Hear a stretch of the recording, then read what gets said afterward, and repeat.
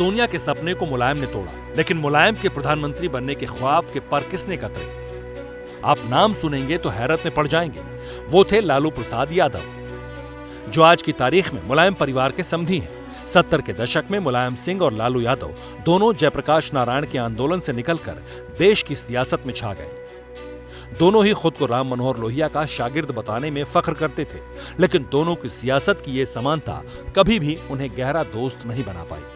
एक वक्त ऐसा भी आया जब लालू यादव ने ही मुलायम की साइकिल पंचर कर दी। मुलायम के दिल में ये मलाल हमेशा रहेगा कि उन्हें लालू यादव ने प्रधानमंत्री नहीं बनने दिया। बात 1996 की है। कांग्रेस की करारी हार हुई, बीजेपी की 161 सीटें आई। वाजपेयी जी की सरकार 13 दिन में गिर गई। लालू और मुलायम पीएम की दौड़ में आगे हो गए। चारा घोटाले में नाम की वजह से लालू का पत्ता कट गया। मुलायम का दामन पाक साफ था। लेफ्ट नेता हरकिशन सिंह सुरजीत नाम आगे बढ़ा रहे थे, लेकिन लालू विरोध में खड़े हो गए, जिसके बाद किसान नेता देवेगौड़ा को गठबंधन ने कमान सौंप दी। दूसरी तरफ 1999 में लालू ने फिर मुलायम की साइकिल की हवा निकाली। सीताराम केसरी की अध्यक्षता वाली कांग्रेस ने 21 अप्रैल 1997 में देवेगौड़ा सरकार से समर्थन वापस ले लिया। हरकिशन सिंह सुरजीत ने एक बार फिर मुलायम का नाम आगे बढ़ाया। 13 पार्टियों वाले संयुक्त मोर्चे में मुलायम के नाम पर सहमति भी बनने लगी थी, लेकिन शरद यादव, चंद्रबाबू नायडू और लालू ने फिर अड़ंगा डाल दिया और इंद्र कुमार गुजराल प्रधानमंत्री बने।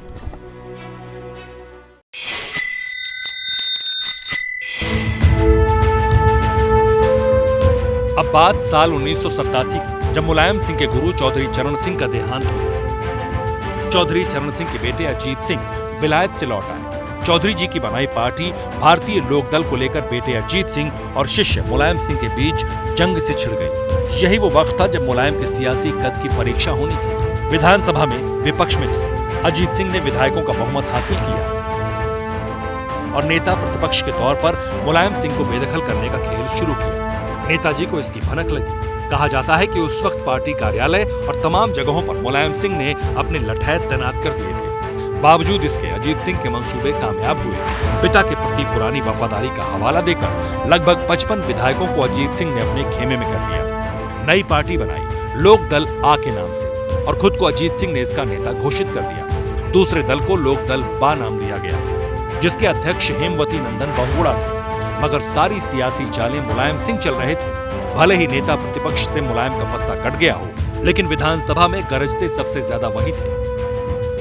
नेताजी ने फिर एक बार साबित किया कि फिक्रमंदी को वो ताकत में कैसे तब्दील करते थे।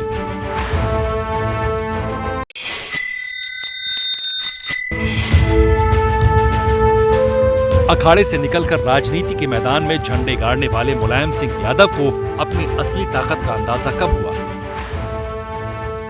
क्या आपको पता है? जब वो क्रांति रथ पर सवार हुए। ये रथ एक मेटाडोर थी। नेताजी की शख्सियत थी कि वो हार नहीं मानते थे। जब अजीत सिंह 55 विधायक लेकर अलग हो गए तो उन्होंने क्रांतिकारी मोर्चा बनाया और पूरे प्रदेश का दौरा किया।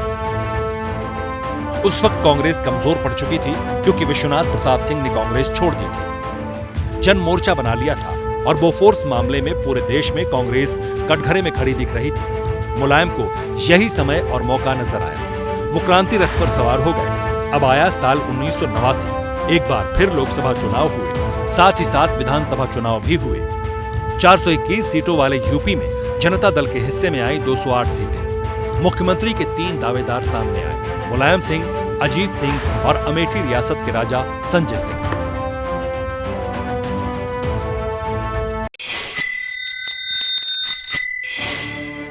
क्या आप जानते हैं कि मुलायम सिंह यादव के लिए परिवार से बड़ा कुछ नहीं था?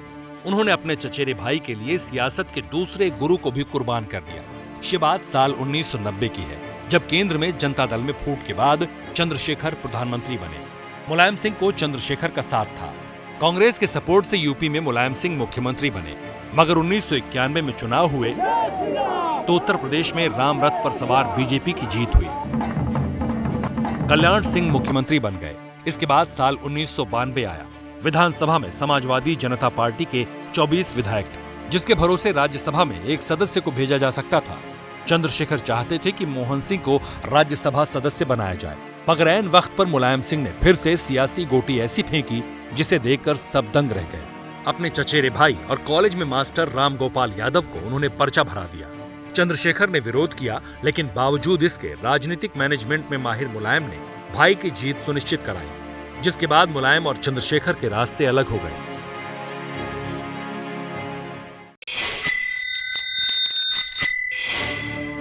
क्या आप जानते हैं, मुलायम सिंह 19 महीने तक जेल में भी रहे थे।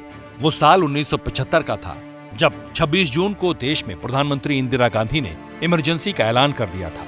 अगले ही दिन मुलायम सिंह यादव को गिरफ्तार कर लिया गया, उन्हें इटावा जेल में डाल दिया गया।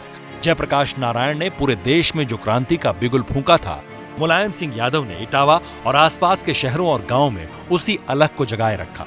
युवाओं को एकजुट करते, कांग्रेस के खिलाफ माहौल बनाते थे। आपातकाल हटा तो देश में चुनाव हुए, साथ ही साथ उत्तर प्रदेश में भी चुनाव हुए। मुलायम सिंह यादव भी लड़े और जीत गए। देश और प्रदेश में जनता पार्टी की सरकार बनी। ये साल 1977 था। मुलायम सिंह यादव को यूपी में सहकारिता और पशुपालन मंत्री की जिम्मेदारी मिली। क्या मजबूरी है मेरी, बताइए। मैं अभी आपको बताती हूँ कि मैंने ओए होए होए होए नमकीन के चटकारे लेते हुए टकटकी मार के डिबेट शो को पॉज रिपीट कर कर के देख रहे हैं जोगिंदर जी। इनकी तरह आप भी देखें अपनी फेवरेट डिबेट्स को रिपीट कर और डाउनलोड कीजिए एबीपी लाइव ऐप अपने स्मार्ट टीवी पर।